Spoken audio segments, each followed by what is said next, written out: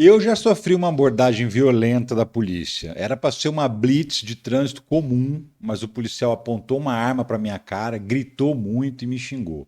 Na hora eu bati boca com ele. E ó, quando isso aconteceu, eu nem pensei em nada, só em reagir àquela situação de injustiça. O policial se acalmou, parou de apontar a arma para mim, terminou fazendo o trabalho dele, vistoriou o carro, meus documentos e me deixou embora. Só depois que passou eu fui perceber que eu não tive em nenhum momento medo de morrer. E isso tem a ver o quê? Com a cor da minha pele. Depois, contando essa história para alguns amigos meus pretos, eles disseram que se tivessem tido a mesma atitude que eu tive, de enfrentar o policial, o risco de levar um tiro ou de ser agredido seria grande. E as estatísticas mostram que eles estão certos.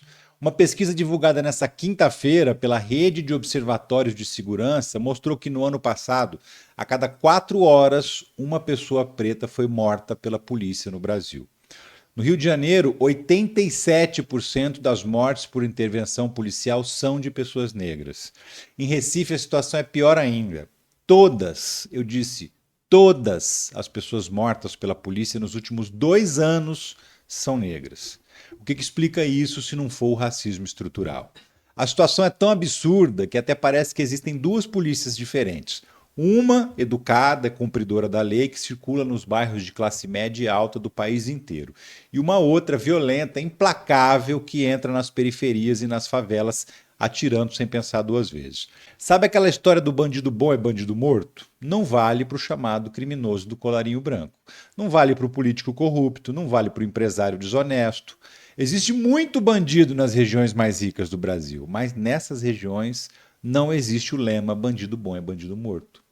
Depois da divulgação dessa pesquisa, que foi feita em 8 estados, as polícias foram questionadas, óbvio. Se defenderam como? Com aquela mesma história de sempre, dizendo que nos cursos de formação tem aulas de direitos humanos, que as mortes foram em legítima defesa.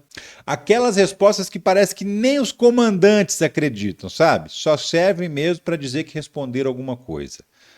Todos tentam negar o racismo, apesar dele ser inegável. A Bahia, por exemplo, tem a polícia mais mortal do país. Entre 2010 e 2022, o número de pessoas mortas pela polícia baiana subiu 365%. Em São Paulo, o governo resiste tudo que pode para não colocar mais câmeras nos uniformes dos policiais. Quando elas foram implantadas no ano passado, o governo chegou a reduzir as mortes em 80%.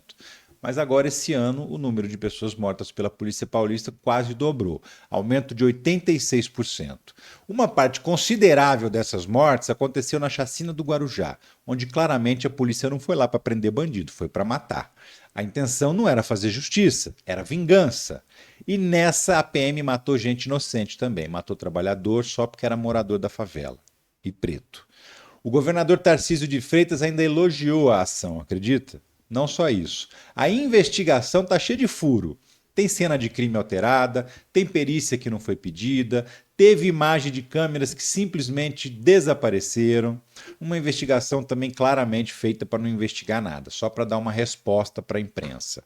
E assim a gente vai seguindo, com os governos fingindo que fazem segurança pública e a gente do lado de cá não fingindo que acredita.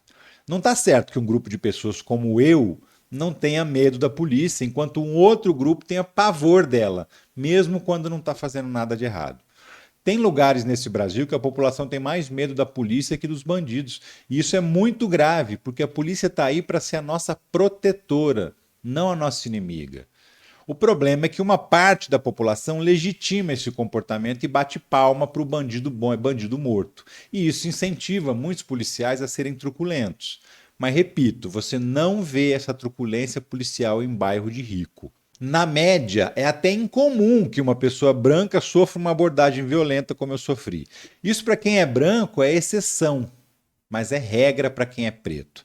E pior ainda se for preto e pobre. Repare que eu estou falando de governos de vários partidos. São Paulo e Rio de Janeiro são governados pela extrema-direita. Pernambuco e Bahia, pela esquerda. Mas quando a polícia entra numa favela, não tem ideologia que os separe, tá? Pode ser de esquerda, pode ser direita, nessa hora é o racismo que une os dois lados. E o povo preto paga o preço com a vida. Isso precisa mudar. Mas você acredita em mudança? Eu, sinceramente, não acredito.